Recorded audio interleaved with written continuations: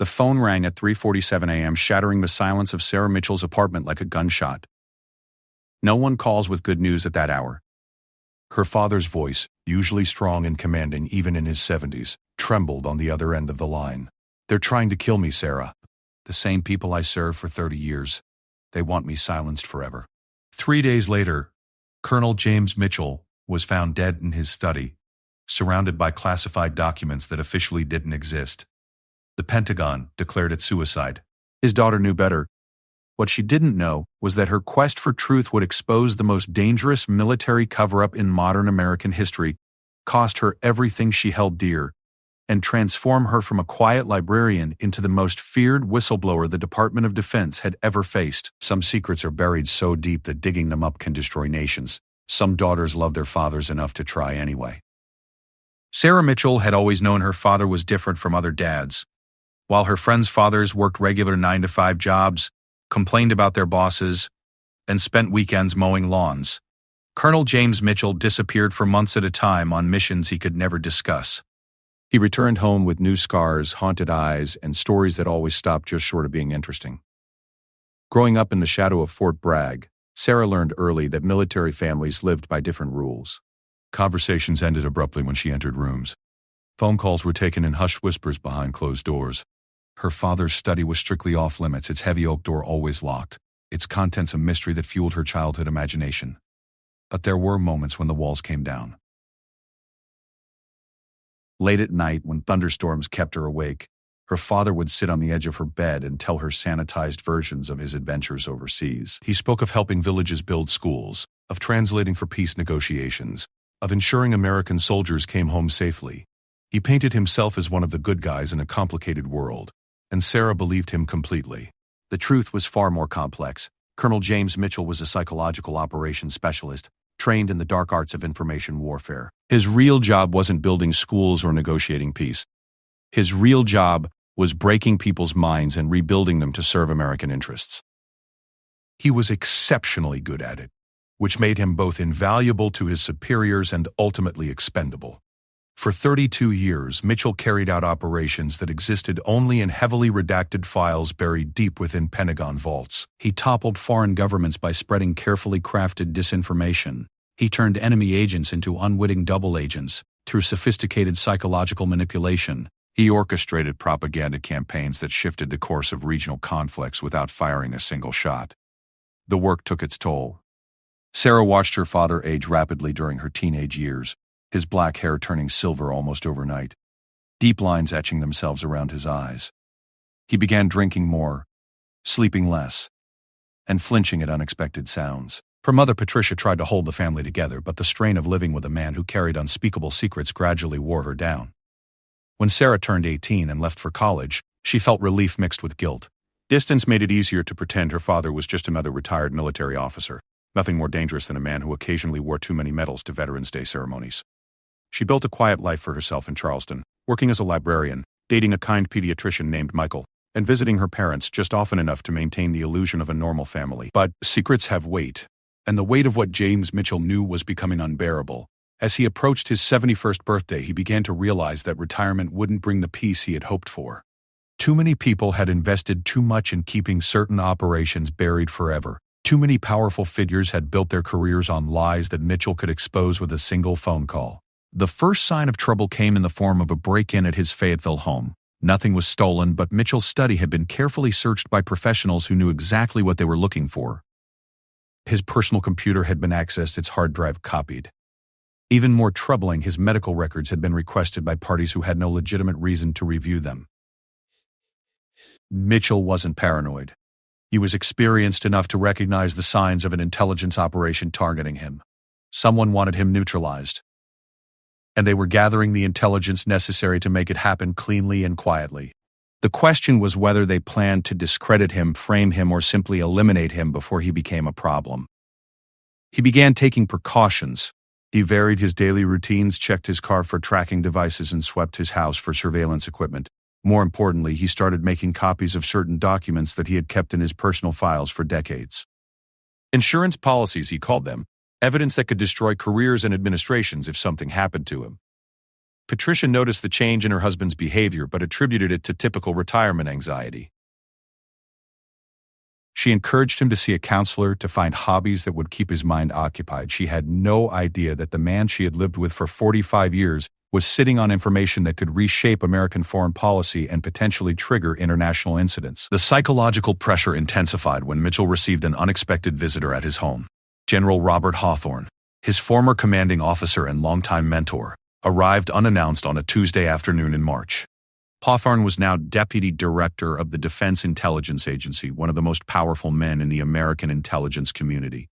The conversation was cordial but chilling. Hawthorne reminded Mitchell of his oath of secrecy, of his duty to his country, and of the severe consequences that befell those who violated their commitments to national security. He spoke of other retired officers who had struggled with their consciences and made poor decisions that ended badly for everyone involved. Mitchell understood the subtext perfectly. He was being warned to keep quiet or face elimination.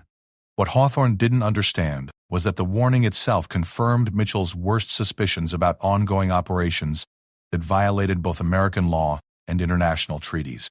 After Hawthorne left, Mitchell made a decision that would ultimately cost him his life. He began reaching out to journalists, carefully testing their interest in stories about military psychological operations. He contacted government watchdog organizations, probing their appetite for explosive revelations about Pentagon misconduct. Most importantly, he started preparing a detailed written account of the operations he had participated in, complete with dates, locations, and the names of officials who had authorized illegal activities. But Mitchell wasn't the only one making preparations. His phone calls were being monitored, his contacts were being identified, and his activities were being reported to people who had both the motivation and the resources to stop him permanently. The surveillance team assigned to Mitchell was led by Major Sandra Chen, a rising star in military intelligence who had built her reputation on successfully neutralizing security threats without creating political complications. Chen's team included technical specialists, psychological profilers, and operational personnel trained in making problems disappear quietly. Their initial assessment was that Mitchell represented a serious but manageable threat. He possessed detailed knowledge of operations that could embarrass the administration, damage relationships with key allies, and potentially trigger congressional investigations that would expose ongoing programs. However, he was also a 70-year-old man with no media connections, limited technological skills, and a family that would be devastated by his disgrace. Chen's team developed a comprehensive strategy for neutralizing Mitchell that relied more on psychological manipulation than physical violence. They would isolate him from potential allies, undermine his credibility, and create circumstances that would make his death appear to be the tragic but understandable result of depression and guilt over his service record. The operation began subtly. Mitchell's attempts to contact journalists were intercepted and redirected. The reporters he thought he was speaking with were actually intelligence operatives trained to extract information while appearing sympathetic. His meetings with watchdog organizations were monitored, and the organizations themselves were quietly pressured to distance themselves from any potential collaboration with him. More insidiously, the team began a sophisticated gaslighting campaign designed to make Mitchell question his own judgment and mental state. They arranged for him to receive contradictory information about events he remembered clearly, creating doubt about his own memories. They manipulated his environment in small but noticeable ways, moving objects in his study, changing settings on his devices, and creating the impression that he was becoming forgetful or confused. Mitchell recognized what was happening to him, but knowing about psychological operations and defending against them were very different things. The constant stress of being under surveillance combined with his growing isolation and the gaslighting campaign began to take a severe toll on his mental and physical health. Patricia became increasingly concerned about her husband's behavior. He seemed paranoid, jumping at small sounds and constantly checking locks and windows. He stopped sleeping through the night, instead spending hours in his study typing frantically on his computer or reviewing old files. When she tried to talk to him about her concerns, he would either change the subject or launch into rambling monologues about government corruption that sounded increasingly unhinged. The final phase of the operation began when Mitchell made his last, desperate phone call to Sarah. By that point, he knew with certainty that his life was in danger, but he also knew that any direct accusation he made would be dismissed as the paranoid delusions of a troubled veteran. His only hope was that Sarah would investigate his death if something happened to him, and uncover the evidence he had prepared. Sarah had been expecting the call, in a way. Her father's behavior during recent visits had been increasingly erratic, and her mother had expressed serious concerns about his mental state. When the phone rang at 3:47 a.m., her first thought was that he had finally suffered some kind of breakdown. But his voice on the phone was different that night. Despite the fear and urgency in his words, he sounded more lucid than he had in months. He spoke with the clarity and precision that had characterized his military briefings, laying out his situation with tactical efficiency. He told Sarah about the surveillance, about the psychological operations being conducted against him, and about the evidence he had compiled. He gave her specific instructions about where to find his documentation and who to contact if something happened to him. Most importantly, he made her promise that she would not let his death be dismissed as suicide if he was found dead. Sarah tried to convince him to come stay with her in Charleston, to contact law enforcement, or to check himself into a hospital where he would be safe. But Mitchell knew that any of those actions would simply accelerate the timeline for his elimination. He had already set events in motion that could not be stopped. 3 days after that phone call, Patricia found her husband dead in his study, slumped over his desk with a service pistol in his hand and what appeared to be a suicide note typed on his computer. The scene looked exactly like what it was supposed to look like. The tragic end of a troubled veteran who could no longer live with the guilt of his military service. The official investigation was swift and thorough in its superficiality. The local police, accustomed to veteran suicides and respectful of military protocol, conducted a basic examination of the scene and accepted the obvious explanation. The Pentagon's liaison officers arrived within hours, ostensibly to provide support for the family, but actually to ensure that no sensitive materials were compromised. The suicide note was particularly convincing, filled with authentic details about Mitchell's service record and expressing remorse for actions that were vaguely described but emotionally powerful. To anyone who didn't know about psychological operations, it would have seemed like the genuine final words of a man overwhelmed by decades of military secrets. But Sarah knew better. The note was too perfect, too neatly typed for a man who always handwrote important documents. The language was slightly off, using phrases her father would never have chosen. Most tellingly, the note referenced operations that she suspected her father would never have admitted to, even in a suicide confession. Standing in her father's study 3 days after his death, surrounded by military personnel who seemed more interested in collecting documents than comforting the family, Sarah made a decision that would change her life forever. She would honor her promise to her father and investigate his death no matter where that investigation led or who tried to stop her. She had no idea that she was about to take on the most powerful military organization in the world, or that her quest for truth would ultimately expose a conspiracy that reached the highest levels of government. She only knew that her father had been murdered, and that the people responsible believed they had committed the perfect crime. They were about to discover how wrong they could be. The funeral was a masterpiece of military pageantry and calculated emotion. Honor guards stood at rigid attention while a bugler played taps with haunting precision. The American flag that draped her father's casket was folded with ceremonial care and presented to Patricia with words about grateful nations and heroic service. Sarah watched it all with growing rage, knowing that the same institution honoring her father had orchestrated his murder. General Hawthorne delivered the eulogy, speaking eloquently about Colonel Mitchell's distinguished career and tragic struggle with the psychological wounds of war. He painted a picture of a dedicated soldier who had given everything for his country, including ultimately his life to the demons that haunted too many veterans. The speech was moving, authentic sounding, and completely false. Sarah studied the faces in the crowd, memorizing the ones that didn't belong. Military funerals attracted genuine mourners, but they also drew intelligence operatives conducting damage control. She spotted them easily enough. Men and women in civilian clothes who carried themselves with military bearing, who positioned themselves strategically around the cemetery, and who seemed more interested in observing reactions than grieving. Major Sandra Chen stood near the back of the gathering, professionally invisible in a black dress and dark sunglasses. She was there to assess the family's emotional state and identify any potential security concerns. Her evaluation was that Patricia Mitchell was devastated but unlikely to cause problems, while Sarah appeared angry but manageable. Chen's report would later prove to be one of the most catastrophic intelligence failures in Pentagon history. After the service, well-wishers approached the family with condolences and shared memories. Most were genuine retired soldiers who had served with Mitchell and remembered him fondly.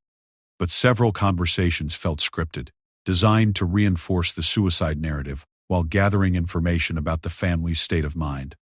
One particular encounter stood out.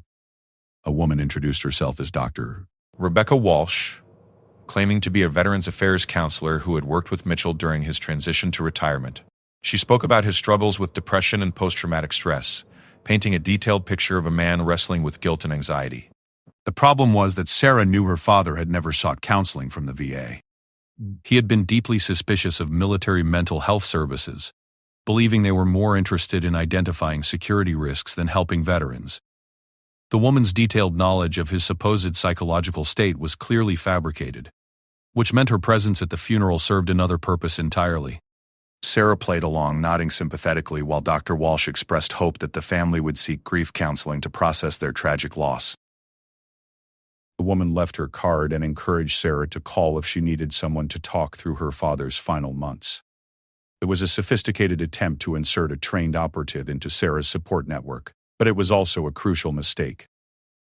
The card led to a phone number with a Virginia area code and an office address near Quantico.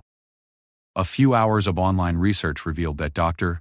Rebecca Walsh existed, was properly credentialed, and worked for the VA. However, she was stationed in Seattle, had never worked on the East Coast, and according to her social media accounts, had spent the weekend of the funeral at her daughter's wedding in Oregon. Someone had stolen Dr. Walsh's identity to create a convincing but ultimately flawed cover story. It was the first concrete evidence Sarah had that her father's death involved a larger conspiracy, and it gave her a specific target for investigation. But first, she had to retrieve the evidence her father had hidden.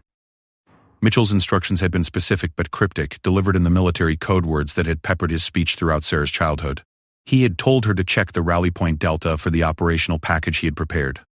It took her several days to decode his meaning, remembering family camping trips where he had taught her basic military terminology disguised as games. Rally Point Delta was his way of referring to the safety deposit box he had rented at a small bank in Wilmington, using an account number he had made Sarah memorize years earlier during what she had assumed was simply another of his security-conscious habits. The operational package was whatever documentation he had stored there as insurance against exactly the situation that had ultimately cost him his life. Accessing the safety deposit box required presenting identification and a death certificate, a process that Sarah knew would create an official record of her visit. She assumed that someone was monitoring her activities, but she also knew that the box's contents were crucial to understanding why her father had been killed. The bank manager, Mrs. Henderson, was a kind woman who expressed genuine sympathy for Sarah's loss and handled the paperwork with efficient compassion. She led Sarah to the vault, used both their keys to open box 247, and then discreetly withdrew to give her privacy. Inside the box was a thick manila envelope containing documents that would have triggered international incidents if made public. Her father had spent decades building a comprehensive record of psychological operations that violated both American law and international treaties. He had photographed classified orders, copied operational reports, and documented war crimes committed under the banner of national security. The evidence was devastating and meticulously organized. Mitchell had arranged the documents chronologically, beginning with relatively minor propaganda campaigns from his early career and culminating in recent operations that involved assassinating journalists, manipulating democratic elections, and conducting illegal experiments on civilian populations. Each operation was documented with clinical precision. Objectives, methods, personnel involved, and results achieved. Names, dates, and locations were carefully recorded, along with copies of orders signed by officials ranging from field commanders to cabinet-level administrators. It was a prosecutor's dream and a government's nightmare, but the most damaging material was personal correspondence between Mitchell and his superiors, emails and memos that revealed the true scope of ongoing operations.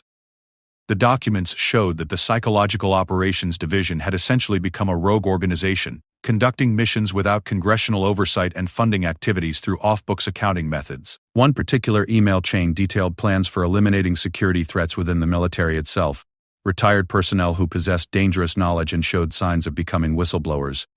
Mitchell's name appeared on a list of 12 former officers designated for permanent neutralization, along with psychological profiles and recommended elimination methods. Sarah photographed every document with her phone, uploading the images to encrypted cloud storage accounts she had created using techniques learned from online privacy guides. She also made physical copies using the bank's document services, creating multiple sets of evidence that she stored in various locations. The process took nearly 3 hours, and by the time she finished, Sarah understood why her father had been killed. The operations he could expose would destroy careers, trigger massive congressional investigations, and potentially result in war crimes prosecutions for dozens of high-ranking officials. His death wasn't just murder, It was an act of institutional self-preservation. Leaving the bank, Sarah noticed the surveillance team for the first time. 2 vehicles with tinted windows were parked strategically to monitor both the building's exits and her car. She pretended not to notice while planning her next moves, knowing that her window of opportunity for investigation was closing rapidly. Her first stop was Michael's apartment in Charleston. Her boyfriend of 3 years was a pediatrician with no connection to the military or intelligence community, which made him both a valuable ally and a potential target. She needed to tell him enough to keep him safe without making him a participant in what was essentially an act of treason against the Pentagon. Michael listened with growing concern as Sarah explained her suspicions about her father's death, carefully omitting the most explosive details about the documents she had recovered. Even the edited version of events was enough to convince him that Sarah was in serious danger and needed professional help. The solution was logical but naive. Contact the FBI, present the evidence, and let federal investigators handle the situation. Michael couldn't understand that the FBI would likely coordinate with Pentagon officials who were themselves complicit in the cover-up. In his world, government agencies existed to protect citizens from corruption, not to participate in it. Sarah loved Michael's faith in institutional justice, but she knew it would get them both killed if applied to their current situation. Instead, she convinced him to take an unexpected vacation, a medical conference in San Francisco, that would remove him from potential retaliation while she pursued her investigation. The conversation revealed the fundamental isolation that Sarah would face throughout her quest for justice. The people who cared about her most were precisely the people who couldn't understand the world she was entering. A shadow realm where American institutions routinely committed crimes they would later deny with official statements and classified stamps. Her next challenge was identifying allies within the intelligence community itself, people with both the expertise to understand her evidence and the motivation to expose the truth. Her father's documents included references to other officers who had raised concerns about illegal operations, personnel who might serve as corroborating witnesses if they could be located and convinced to cooperate. The first name on her list was Lieutenant Colonel David Park, a former psychological operations officer who had been forced into early retirement after questioning orders during a mission in Afghanistan. According to Mitchell's notes, Park had filed formal complaints about war crimes he had witnessed, complaints that had been buried by his chain of command. Finding Park required skills that Sarah had never needed as a librarian, but desperation proved to be an excellent teacher. She used social media searches, public records databases, and professional networking sites to trace his post-military career. The trail led to a small consulting firm in Arlington that specialized in veteran transition services.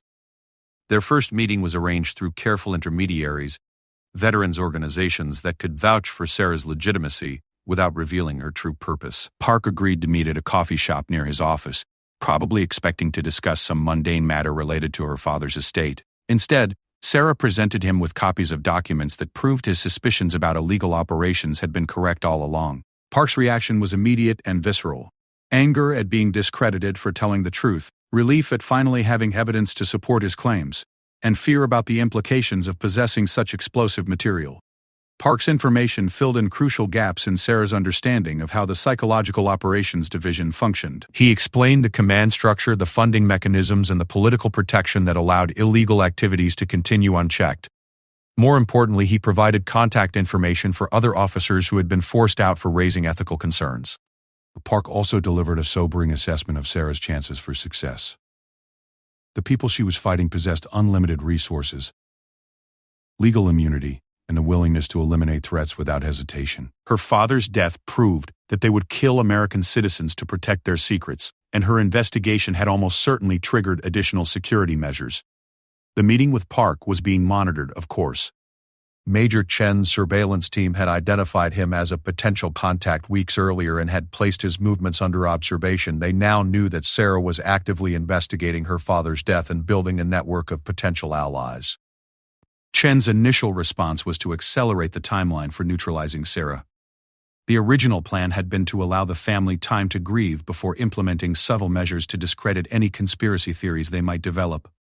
But Sarah's rapid progress in uncovering evidence required immediate action to prevent the situation from spiraling beyond control. The decision was made to treat Sarah as an active security threat rather than a grieving daughter.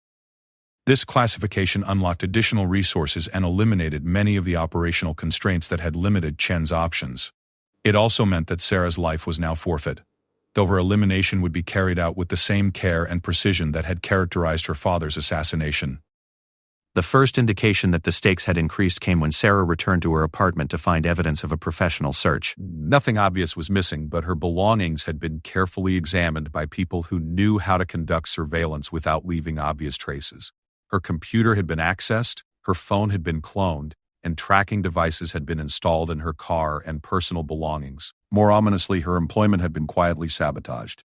The Charleston Public Library received an anonymous tip that Sarah Mitchell was under investigation for stealing rare books and selling them online. The accusation was completely fabricated, but it was supported by falsified evidence that would have convinced any reasonable employer to terminate her immediately. The library's head librarian, Mrs. Chen, called Sarah with obvious reluctance to inform her that she was being placed on administrative leave pending investigation of the theft allegations. The woman was clearly uncomfortable delivering the news, but she had no choice given the apparent evidence of criminal activity. Sarah understood immediately that her professional reputation was being systematically destroyed to isolate her from normal support networks and legitimate income sources. It was a standard intelligence technique for neutralizing targets without resorting to physical violence, though in her case it was probably just the preliminary phase of a more permanent solution. The psychological pressure intensified when Michael called from San Francisco to report strange occurrences during his supposed vacation. His hotel reservations had been mysteriously upgraded to a suite that he hadn't requested. His medical conference had received calls questioning his credentials, and he was certain that people were following him despite being 3,000 miles away from Charleston. The message was clear. The people hunting Sarah possessed the resources and reach to threaten anyone she cared about anywhere in the country. If she continued her investigation, the consequences would extend far beyond her own safety, to encompass everyone in her personal network. But instead of intimidating Sarah into compliance, the escalation only strengthened her resolve. The organization that had killed her father was now threatening the people she loved, confirming that they would stop at nothing to protect their secrets. The only way to ensure Michael's safety and her own was to expose the truth before they could implement whatever final solution they were planning. Sarah spent that night preparing for war. Sarah's transformation from librarian to guerrilla investigator began with a crash course in operational security that would have impressed her father. She studied surveillance detection, encrypted communications, and identity protection with the same methodical approach she had once applied to cataloging rare books. The skills weren't that different, really. Both required attention to detail, systematic organization, and the ability to find connections that others missed. Her first major breakthrough came through Lieutenant Colonel Park, who introduced her to a network of former intelligence officers who had been forced out of their careers for asking inconvenient questions. They called themselves the Broken Chain, a reference to the military chain of command that had failed them when they tried to report illegal activities. The group met monthly in the back room of a veterans bar in Alexandria, ostensibly to drink beer and complain about their treatment by ungrateful superiors. In reality, they shared intelligence about ongoing operations and provided mutual support for members who faced retaliation for their whistleblowing attempts. Sarah's arrival at the meeting caused immediate suspicion. The members had learned through bitter experience that their gatherings attracted surveillance and infiltration attempts by active-duty intelligence operatives. Her civilian status and recent entry into their world marked her as a potential threat until she produced copies of her father's documentation. The documents had an electrifying effect on the assembled veterans. Many of them recognized operations they had participated in or witnessed, missions they had suspected were illegal but had never been able to prove. Others identified colleagues who had raised ethical concerns and subsequently suffered career destruction or worse. Former Captain Maria Santos had been drummed out of military intelligence after refusing to participate in an operation that involved torturing prisoners to extract false confessions that would justify expanded bombing campaigns. She had spent 5 years trying to find evidence of the war crimes she had witnessed, only to be dismissed as a disgruntled ex-soldier seeking attention. Major Thomas Wright had been court-martialed for insubordination after questioning orders to assassinate journalists who were investigating American military contractors. His conviction had been overturned on appeal, but his career was destroyed and his security clearances permanently revoked. Sergeant First Class Jennifer Lopez had lost her pension and veterans benefits after reporting that her unit was conducting illegal medical experiments on civilian prisoners in Iraq. Her allegations had been investigated by the same officials who had authorized the experiments, resulting in a finding that her claims were baseless and motivated by psychological problems. Each member of the Broken Chain had a story of institutional betrayal, and each story was corroborated by Mitchell's carefully preserved documentation. For the first time in years, these veterans had proof that their sacrificed careers had been worthwhile, that their refusal to participate in war crimes had been morally justified. But the validation came with a terrible price. If Mitchell's documents were authentic, and the group had no reason to doubt their legitimacy, that American military intelligence was conducting operations that would be considered war crimes under international law. Worse, these operations were ongoing, with new victims being created every day that the evidence remained hidden.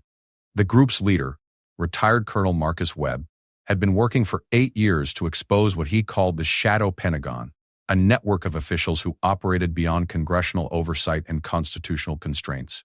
Webb had connections with investigative journalists, congressional staffers, and international human rights organizations, but he had never possessed evidence compelling enough to break through the wall of official denial that protected illegal operations. Mitchell's documents changed everything. They provided names, dates, and operational details that could support criminal prosecutions and congressional investigations.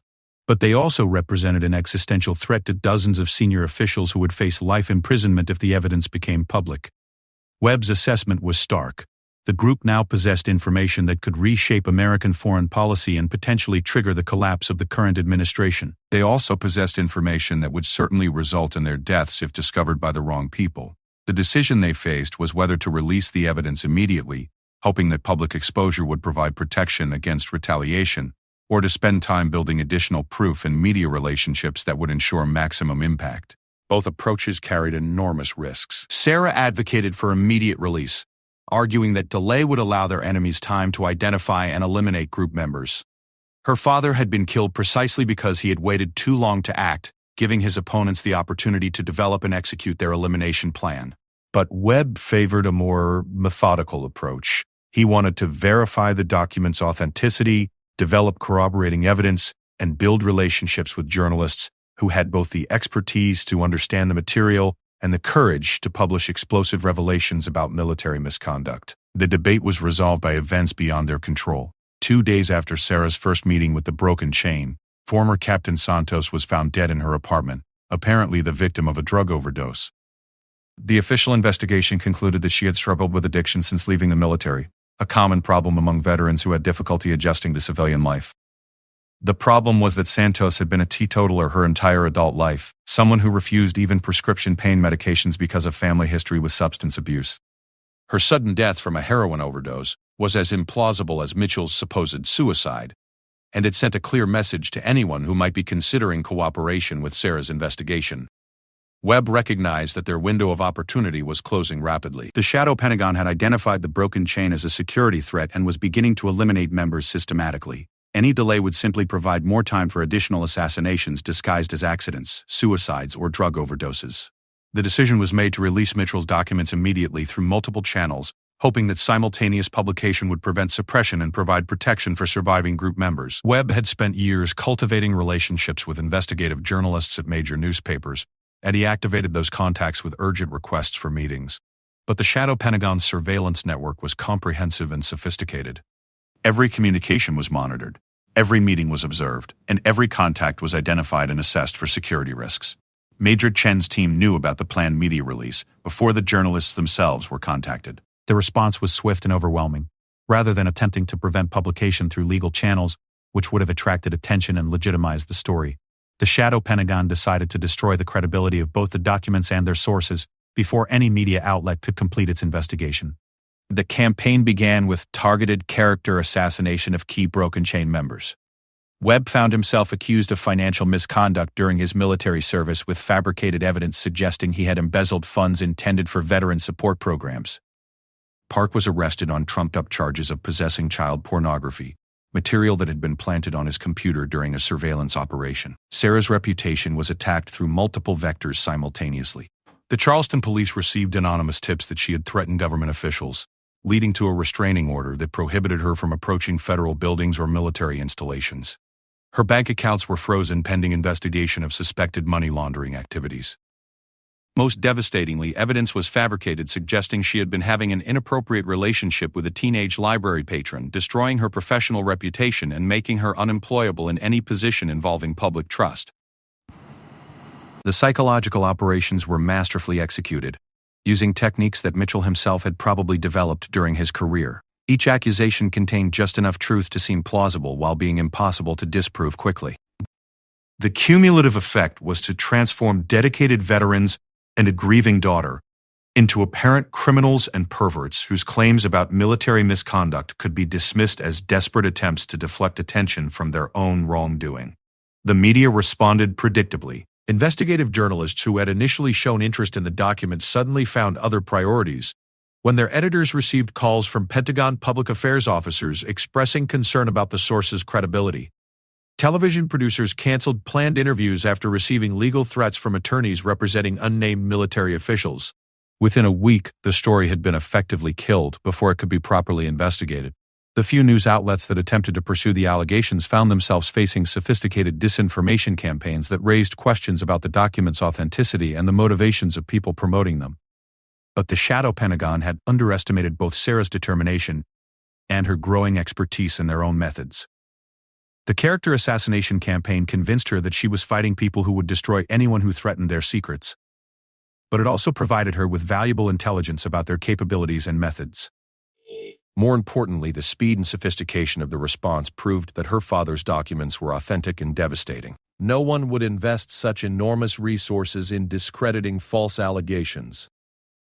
The very intensity of the retaliation confirmed that she possessed evidence capable of bringing down the entire network of officials responsible for illegal operations. Sarah's reaction was to abandon any pretense of working within normal channels and embrace methods that her opponents would recognize and respect. If the Shadow Pentagon wanted to treat her as an enemy combatant, she would demonstrate that librarians could be more dangerous than they imagined. Her new strategy began with analyzing the surveillance network that was monitoring her activities. Sarah had learned enough about intelligence operations to understand that surveillance required resources, coordination, and communication systems that could be targeted and exploited. Instead of trying to evade observation, she decided to use it as a weapon against her opponents.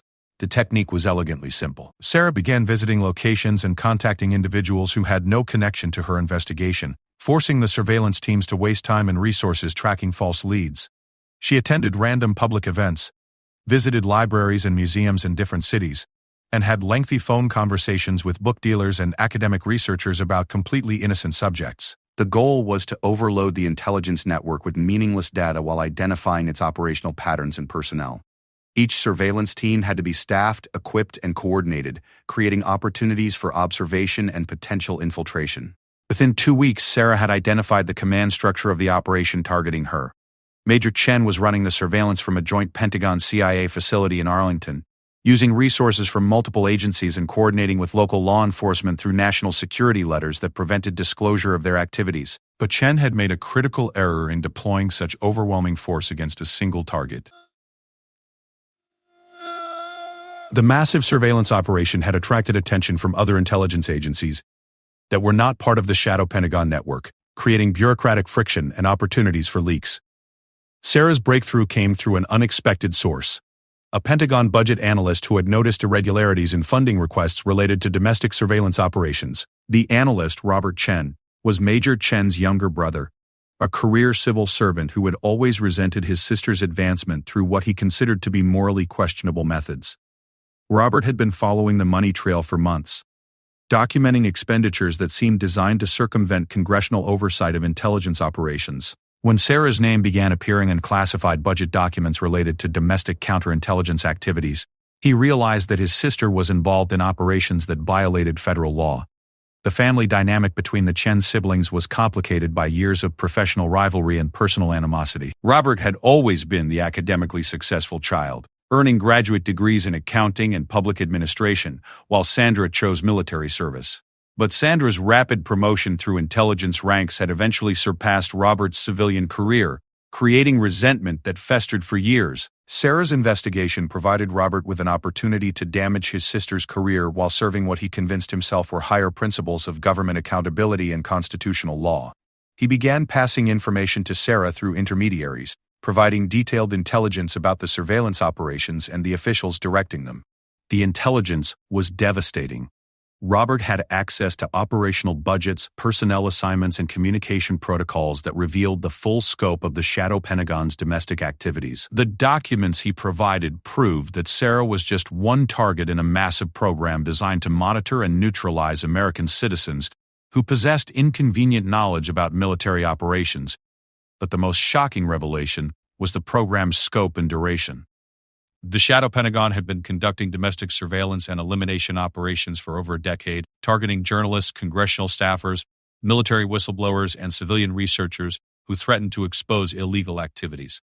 Sarah's father was one of dozens of people who had been assassinated to protect military secrets. The evidence also revealed future targets, a list of individuals who were scheduled for neutralization once resources became available. Michael's name appeared on the list, along with Sarah's mother, several members of the Broken Chain, and prominent journalists who had previously investigated military misconduct. Sarah realized that she was not just fighting for justice for her father, she was fighting to prevent a series of additional murders that would eliminate anyone capable of exposing the truth about military war crimes. The stakes had escalated far beyond personal revenge to encompass a battle for the survival of constitutional government and the rule of law. Armed with Robert Chen's intelligence, Sarah began preparing for the final phase of her campaign against the Shadow Pentagon. She now knew who her enemies were, what resources they possessed, and what methods they used to eliminate threats. More importantly, she understood their weaknesses and the political constraints that limited their options. The Shadow Pentagon's greatest vulnerability was their need for secrecy.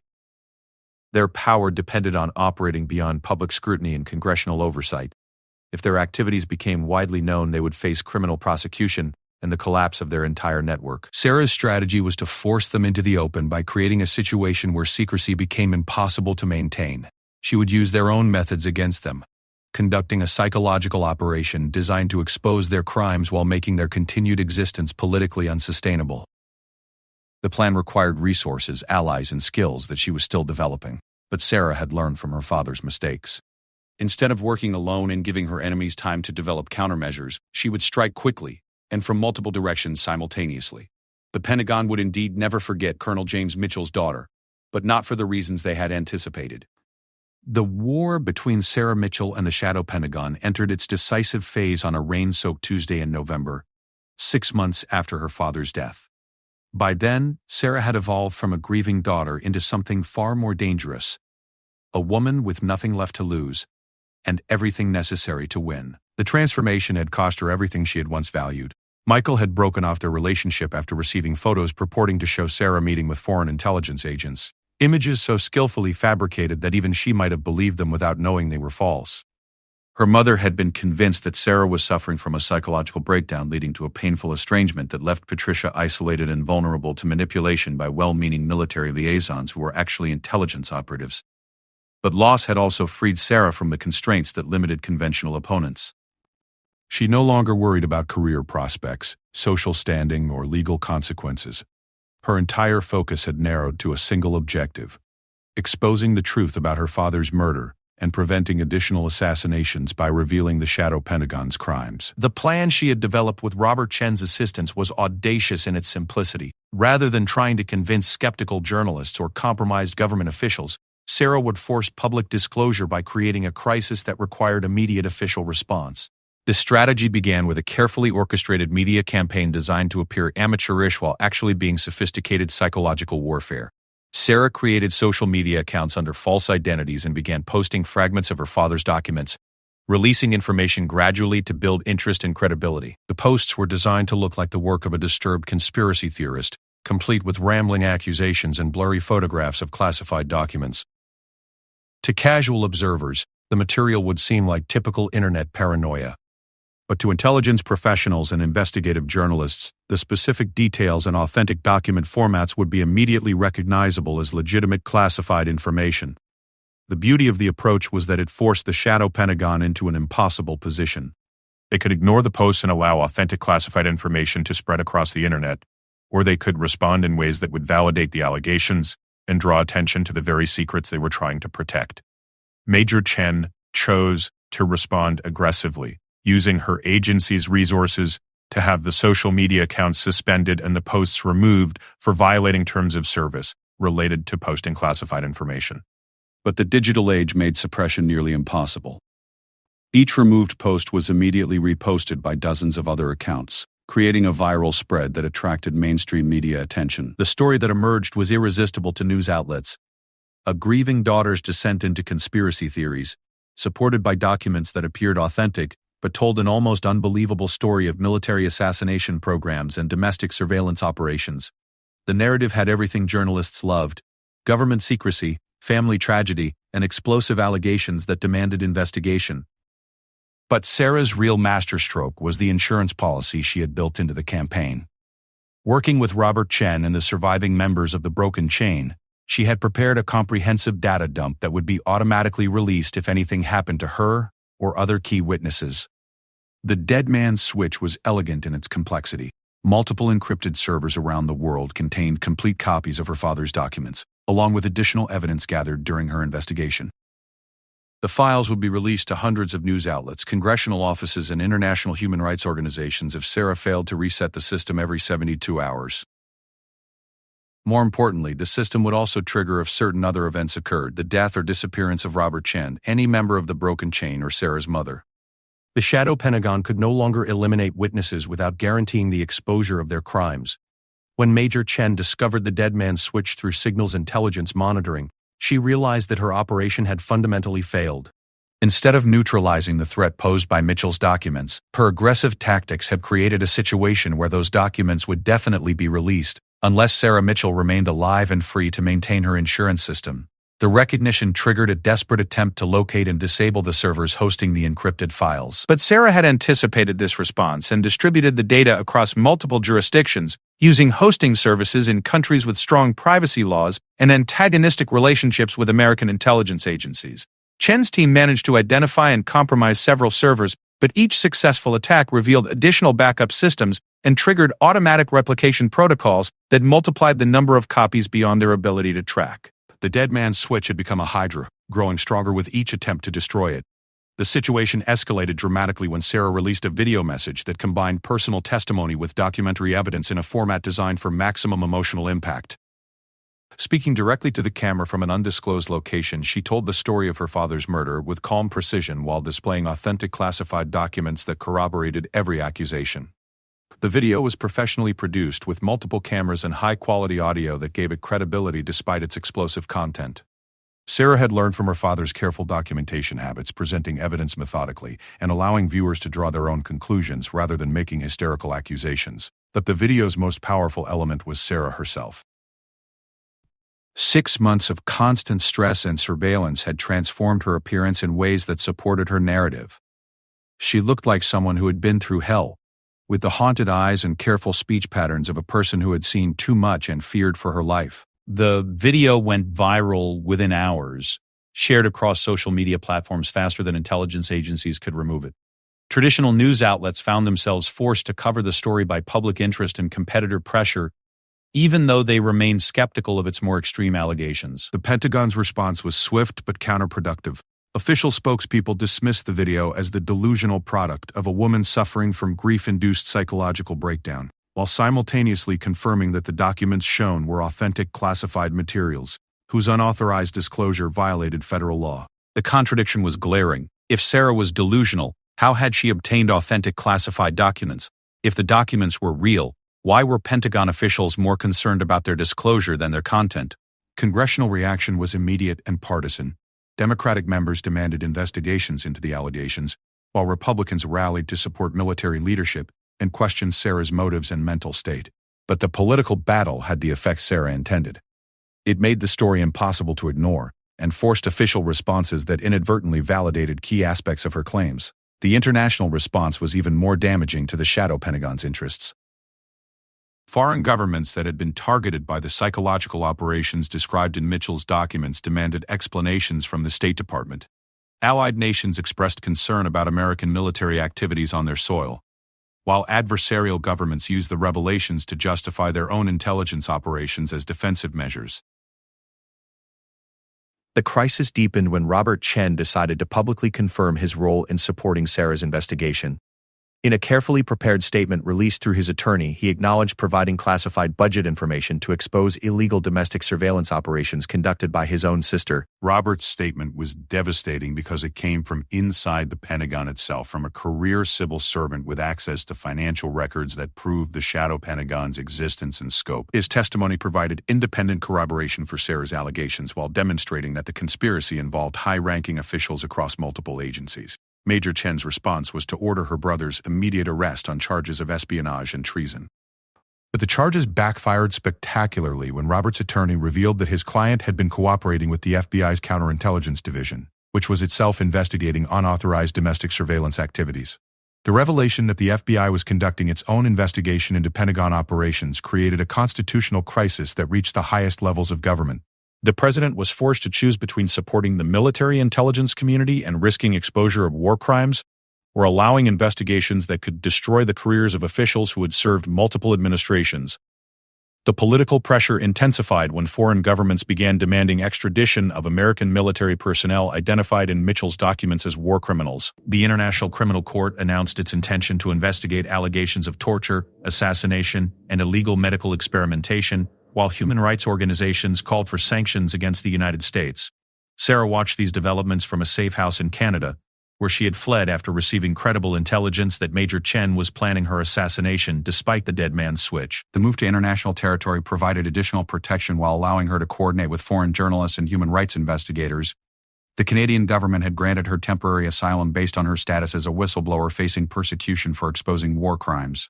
The decision was politically motivated, designed to embarrass the American administration, while supporting Canadian claims to moral leadership in international affairs. From her refuge in Toronto, Sarah continued her media campaign while building support networks among international human rights organizations.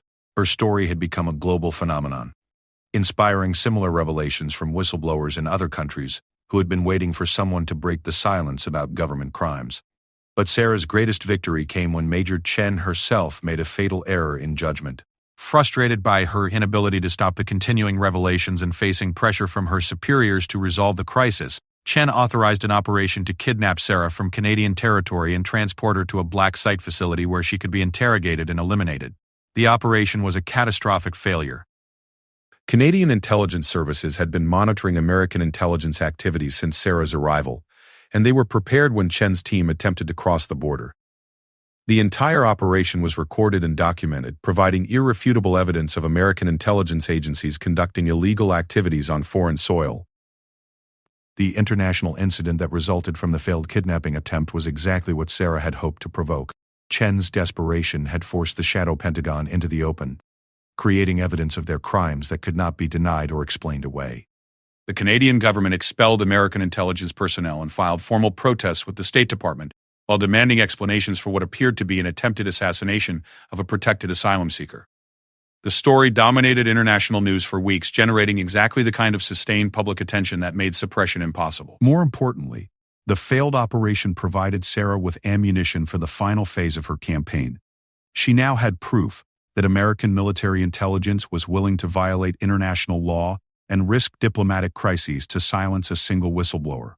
The extreme response validated everything she had claimed about their willingness to commit murder to protect their secrets. Major Chen's career was effectively over.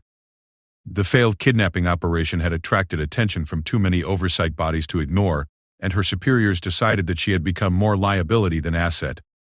She was quietly reassigned to a desk job, while investigations began into her role in domestic surveillance operations. But Chen's removal was just the beginning of the reckoning that Sarah had set in motion. The dead man's switch continued to operate, releasing new batches of classified information on a schedule designed to maintain media attention and prevent the story from fading into obscurity. Each new release contained evidence of additional crimes, implicating more officials and describing operations that had violated both American law and international treaties. The cumulative effect was to make clear that the shadow Pentagon represented a massive criminal enterprise. Operating within the American government, Sarah had achieved something that intelligence professionals had considered impossible. She had forced a secret military organization into public view and created a crisis that threatened its continued existence. The Pentagon would indeed never forget her, but as the woman who had exposed their darkest secrets rather than the victim they had intended to silence. The final battle was yet to come. 2 years after her father's murder, Sarah Mitchell stood before the Senate Intelligence Committee as the star witness in the most explosive congressional hearing in decades. The woman who had entered the witness chair bore little resemblance to the quiet librarian who had received that devastating phone call at 3:47 a.m. Prison time, death threats, and international notoriety had forged her into something harder and more dangerous than her father's killers had ever imagined possible. The hearing room was packed beyond capacity with journalists, government officials, and citizens who had followed Sarah's transformation from grieving daughter to global symbol of resistance against state power. Security was unprecedented, with multiple agencies providing protection against threats that came from both foreign adversaries and domestic enemies within the American intelligence community. Committee Chairman Senator Elizabeth Warren opened the proceedings by acknowledging the extraordinary circumstances that had led to this moment. The investigation into the shadow Pentagon had consumed 18 months, involved 6 congressional committees, and resulted in criminal charges against 47 current and former military and intelligence officials. The scope of the conspiracy that Sarah had exposed was staggering even to senators accustomed to government dysfunction. The shadow Pentagon had operated for 15 years as a rogue organization within the Department of Defense, conducting illegal operations that violated virtually every law governing American military and intelligence activities. The criminal enterprise had assassinated American citizens, tortured prisoners in direct violation of the Geneva Conventions, conducted illegal medical experiments on civilian populations, manipulated democratic elections in allied countries, and assassinated foreign journalists who threatened to expose their activities. But perhaps most shocking was the domestic surveillance program that had monitored thousands of American citizens, including members of Congress, federal judges, and journalists who had investigated military misconduct. The program had compiled detailed dossiers on political opponents and used sophisticated psychological operations to manipulate domestic politics. Sarah's testimony began with a simple statement that would be remembered long after the specific details of the conspiracy were forgotten. "My father served his country faithfully for 32 years, and his country murdered him for trying to tell the truth. I am here today to finish what he started." She spoke for 6 hours without notes, describing her investigation with the same methodical precision that had characterized her father's documentation. But her testimony was more than just an accounting of crimes. It was a masterclass in how a single determined individual could take on the most powerful institutions in the world and win. The committee learned how Sarah had evolved from amateur investigator to sophisticated intelligence operative, using her opponent's own methods against them while building an international coalition that made suppression impossible. Her dead man's switch had become the template for future whistleblowers, proving that properly implemented insurance systems could protect truth-tellers from retaliation. More importantly, Sarah had demonstrated that the digital age had fundamentally altered the balance of power between individuals and institutions. A single person with sufficient determination and technical skills could now expose secrets that would have remained buried forever in previous eras. But the victory had come at enormous personal cost. Sarah's mother had suffered a heart attack during the stress of the international crisis, dying without reconciling with her daughter. Michael had married someone else after the strain of living under constant surveillance destroyed their relationship. Most of the Broken Chain members had been assassinated before the investigation reached critical mass. Their sacrifice remembered but not rewarded. Sarah herself had been arrested twice, spent 8 months in federal detention while the legal system debated whether her revelations constituted protected whistleblowing or treasonous espionage, and lived under constant threat of assassination by intelligence operatives who viewed her as an existential threat to national security.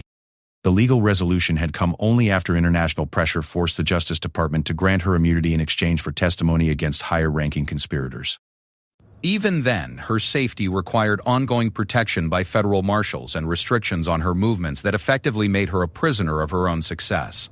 The committee's most dramatic moment came when Senator Warren asked Sarah to identify the highest-ranking official who had knowledge of her father's assassination. The answer stunned even seasoned political observers. Deputy Secretary of Defense Harrison Clark, a man who had served 4 presidents and was considered one of the most respected figures in the national security establishment.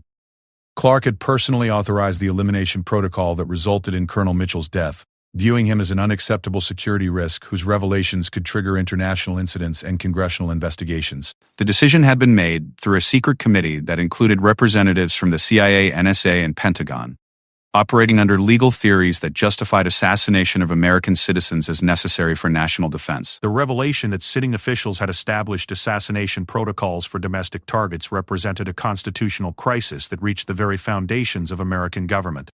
If confirmed, the evidence suggested that senior officials had established themselves as judge, jury, and executioner for citizens whose only crime was possessing inconvenient knowledge. Clark's arrest during the hearing created scenes that dominated news coverage for weeks. As federal marshals approached his seat in the witness gallery, the 72-year-old former Marine attempted to flee, but collapsed from an apparent heart attack in the committee room. He died 3 days later in federal custody, taking with him detailed knowledge of other assassination operations.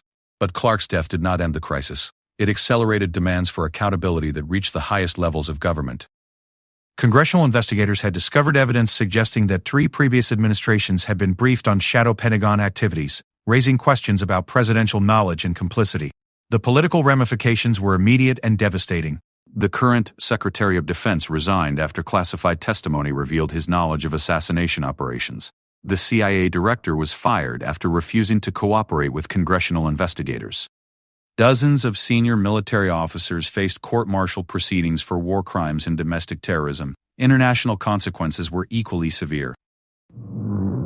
The International Criminal Court issued arrest warrants for 12 American officials, effectively making them fugitives who could not travel to most developed countries. Allied governments demanded explanations for operations conducted on their territory, while adversarial nations used the revelations to justify their own intelligence activities. But Sarah's greatest victory was not the destruction of careers or the exposure of crimes. It was the institutional changes that her revelations forced throughout the American government. Congress passed the Military Accountability Act, establishing independent oversight of intelligence operations and creating protection for military whistleblowers that had previously been non-existent. The legislation required congressional notification for all psychological operations, prohibited domestic surveillance of American citizens by military personnel, and established criminal penalties for officials who authorized assassination of American citizens. Most importantly, it created an independent inspector general, with the authority to investigate military intelligence activities without Pentagon approval. Foreign governments established similar reforms, recognizing that the shadow Pentagon's crimes represented a systemic failure of democratic oversight that could occur in any country with powerful military institutions. International treaties were strengthened to prevent similar abuses, while intelligence sharing agreements were revised to include human rights protections. Sarah's personal vindication came when the Pentagon issued a formal apology for her father's assassination and acknowledged his heroic efforts to expose war crimes within the military establishment. Colonel James Mitchell was posthumously awarded the Medal of Honor for his service to constitutional government, though Sarah noted bitterly that the medal could not restore his life or repair the damage done to their family. The broader cultural impact of Sarah's campaign extended far beyond government reform. Her story inspired a generation of potential whistleblowers who had previously been deterred by fear of retaliation, while demonstrating that even the most powerful institutions could be held accountable through sustained public pressure. Universities began teaching courses in digital resistance and institutional accountability, using Sarah's methods as case studies in effective activism.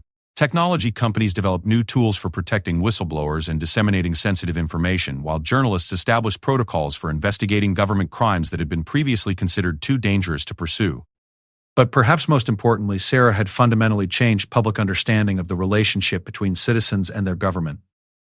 Her investigation had proven that secret organizations could operate within democratic institutions, conducting criminal activities while hiding behind claims of national security necessity. The revelation that American military personnel had assassinated American citizens for political reasons, destroyed faith in government institutions that had been previously considered trustworthy. Public opinion polls showed that majorities of Americans now believed their own government was capable of murdering citizens who threatened powerful interests. This transformation of public consciousness created new demands for transparency and accountability that extended far beyond military intelligence operations. Citizens who had previously trusted official explanations of government activities now demanded evidence and independent verification, fundamentally altering the relationship between the state and civil society. Sarah's final appearance before the Congressional Committee came 3 years after her initial testimony, when she returned to assess the effectiveness of the reforms that her revelations had triggered. Her evaluation was characteristically blunt. The institutional changes were significant but insufficient to prevent future abuses by officials who were determined to operate beyond legal constraints. The shadow Pentagon had been destroyed as an organization, but the attitudes and methods that created it remained embedded within American intelligence culture. New oversight mechanisms provided better protection for whistleblowers and greater congressional awareness of intelligence activities, but they could not eliminate the fundamental tension between democratic accountability and operational secrecy. Sarah's recommendation was that citizens could not rely on government institutions to police themselves regardless of how well-designed oversight mechanisms appeared to be. The only reliable protection against government crimes was sustained public vigilance and the willingness of individuals to sacrifice personal safety for institutional accountability. Her final words to the committee were a warning and a promise. The people who killed my father believed they could act with impunity because they controlled the information that citizens needed to hold them accountable. They were wrong about their control, and they were wrong about our willingness to fight for the truth. Future officials who make similar calculations should remember that America always produces citizens who refuse to be silenced. Sarah left Washington immediately after her final testimony, disappearing into a new identity that had been carefully prepared for her protection. The intelligence officials who had survived her investigation continued to view her as a threat that required monitoring, if not elimination, making normal life impossible in her original identity. But her legacy was secure in the institutional reforms she had forced and the cultural changes she had inspired. The Pentagon would indeed never forget Colonel James Mitchell's daughter, but for reasons that would serve as a permanent deterrent to future officials tempted to believe they could operate beyond the reach of justice. Sarah Mitchell had achieved something that intelligence professionals had considered impossible. She had proven that in the digital age, secrets could not be maintained indefinitely against determined opposition. Her father's murder had been intended to silence dangerous truths forever. Instead, it had created the conditions for their explosive revelation. The price had been enormous, measured in destroyed careers, broken relationships, and personal sacrifices that could never be recovered. But the alternative, allowing her father's killers to escape justice while continuing their criminal activities, had been unacceptable to a daughter who loved him enough to risk everything for the truth. In the end, that was Sarah Mitchell's greatest victory, proving that love could be stronger than fear, that truth could overcome institutional power, and that a single determined individual could change the world by refusing to accept that some crimes were too powerful to punish. The Pentagon would remember, and hopefully they would learn. A father's death, a daughter's fury, the Pentagon would never forget.